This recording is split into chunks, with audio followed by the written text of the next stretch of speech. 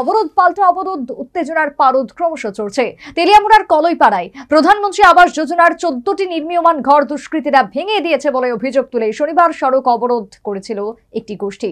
রবিবার অপর গোষ্ঠীর পাল্টা পথ অবরোধ। শনিবারের পথ অবরোধ কলইপাড়ার বদনাম করার অপচেষ্টা বলে এদিনের পথ অবরোধকারী গোষ্ঠীর অভিযোগ। তেলিয়ামুড়ার কলইপাড়ায় বর্তমানে অশান্তির আগাম পরিবেশ।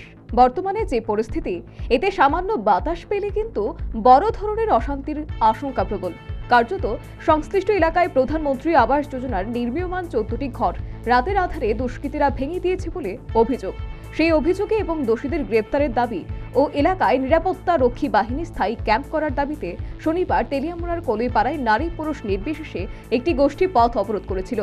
পরবর্তীতে স্থানীয় বিধায়ক তথা জনজাতি কল্যাণ দপ্তরের মন্ত্রী বিকাশ দেববর্মার হস্তক্ষেপে পথ অবরোধ মুক্ত হয়। ঘর ভাঙার অপবাদ এবং এই পথ অবরোধ মেনে নিতে পারেনি অপর গোষ্ঠী। এরই প্রতিবাদে রবিবার অপর গোষ্ঠী কলইপাড়ায় পথ অবরোধ করল। এক্ষেত্রেও নারী পুরুষ নির্বিশেষে সংঘবদ্ধভাবে পথ অবরোধ করা হয়। তাদের অভিযোগ, কলইপাড়ায় বদনাম করার চক্রান্ত স্বরূপ শনিবার পথ অবরোধ করা হয়েছে। আমরা যে চলতেছি যে আমরা ভাই বন্ধু বলে আমরা সবাই একতা করে একইভাবে আমরা চলতেছি। গরু আনে, ছাগল আনে, ফসল তো সব করতেছি এখানে।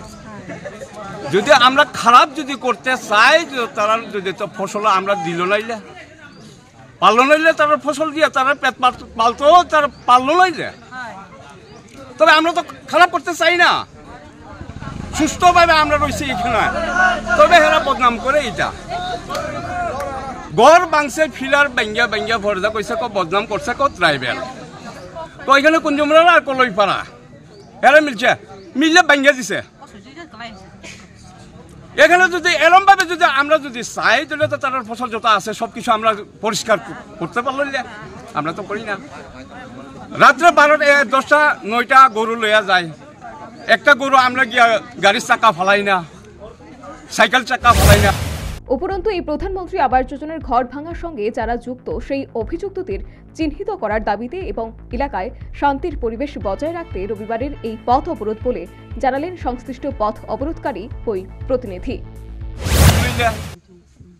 এটা মধ্যে ধরা পড়ছে যে করছে হেরারে ওখানে বাইরে করে আমরা এখানে আইনা এই কুঞ্জুমরা কলইপাড়ার এখানে আইনা যে করছে, যে খারাপ করছে, এটা মীমাংসা আমরা ওখানে চাই। এই কারণে আমরা ব্লক রুট ব্লক করি।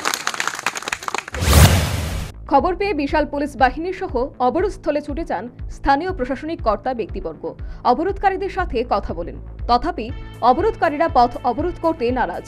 একটা সময় উল্টো প্রান্তে অপর গোষ্ঠীর জমায়েত হওয়ার কারণে উত্তেজনা বৃদ্ধির পরিস্থিতি তৈরি হয়েছিল। শেষ পর্যন্ত ঘটনাস্থলে যান এসপি রমেশ যাদব ও এসডিপিও সুদাম্বিকা আর, এবং এই ব্যাপারে উপযুক্ত পদক্ষেপ গ্রহণ করা হবে বলে আধিকারিকরা অবরোধকারীদের আশ্বাস দেন। सॉल्यूशन निकला नहीं, यहाँ पर कल थोड़ा मिसकम्युनिकेशन हो गया था। कुछ यहाँ पर डैमेज वगैरह हुए थे हाउस, तो कुछ सोशल मीडिया में र्यूमर की वजह से इन लोगों ने आज रोड ब्लॉकेड किया था। इनको आके समझा दिया और बता दिया कि अगर कोई भी र्यूमर या सोशल मीडिया पे पोस्ट हुआ है उसको डिलीट करवा देंगे और उस पर स्ट्रिक्ट एक्शन लेंगे। उसके बाद इन लोगों ने क्लियर कर दिया। এসপি এবং এসডিপিওর আশ্বাসের ভিত্তিতে শেষ পর্যন্ত দুপুর 1টা নাগাদ সংশ্লিষ্ট সাধারণ পথ অবরোধ মুক্ত করেন। পথ অবরোধ মুক্ত হলেও এলাকায় কিন্তু একটা চাপা উত্তেজনা বিরাজমান। পুলিশ গোটা ঘটনা দেখে তীক্ষ্ণ নজর রাখছে। তবে কলইপাড়ায় দুই গোষ্ঠীর মধ্যে অশান্তির পরিবেশ কায়েম করতে একটা দুষ্ট চক্র সক্রিয় বলে তথ্যবিজ্ঞ মহল মনে করছেন। Bureau report, news vanguard.